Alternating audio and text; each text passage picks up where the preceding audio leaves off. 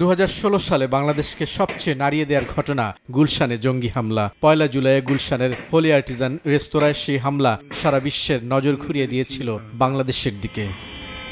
হোলি আর্টিজানে হামলার পর জঙ্গিবাদ সম্পর্কে নতুন করে ভাবতে শুরু করে আইনশৃঙ্খলা রক্ষাকারী বাহিনী। শুরু হয় দেশব্যাপী সাঁড়াশি অভিযান, গুড়িয়ে দেয়া হয় অনেক জঙ্গি আস্তানা। এখন পর্যন্ত শুধু সিটিটিসি গ্রেফতার করেছে 826 জন জঙ্গি।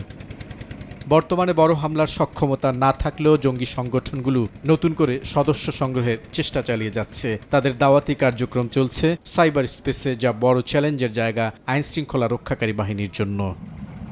সিটিটিসি বলছে এখন পর্যন্ত 54 জঙ্গিকে পুনর্বাসন করা হয়েছে, যারা নিজেদের ভুল বুঝতে পেরেছে। স্বাভাবিক জীবনে ফিরিয়ে আনতে সরকারি উদ্যোগ চলমান রয়েছে।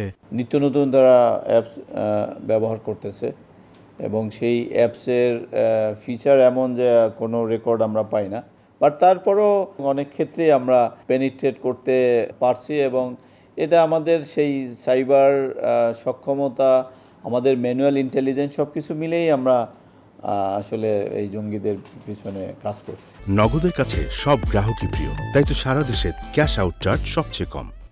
বাংলাদেশে জঙ্গিবাদ নিয়ন্ত্রণে থাকলেও ভার্চুয়াল প্ল্যাটফর্মে তাদের তৎপরতাকে উদ্বেগজনক বলছেন বিশেষজ্ঞ। যারা অপরাধ সৃষ্টি করবেন তাদের থেকে যারা অপরাধ প্রতিরোধ করবেন তাদের কম হলেও এক ধাপ এগিয়ে থাকতে হবে। প্রযুক্তি ব্যবহারের প্রশ্নে সক্ষমতা, সেক্ষেত্রে আইন শৃঙ্খলা বাহিনীর চেয়ে জঙ্গিরা এগিয়ে আছে, আর এই সুযোগটাই কিন্তু আসলে জঙ্গিরা গ্রহণ করছেন। শুধু আইন শৃঙ্খলা রক্ষাকারী বাহিনীর একার প্রচেষ্টায় জঙ্গিবাদ মুক্ত সমাজ বিনির্মাণ সম্ভব নয়। দরকার সামাজিক প্রতিরোধ ও সচেতনতা, মত বিশেষজ্ঞের। বুলবুল রেজা, সময় সংবাদ, ঢাকা।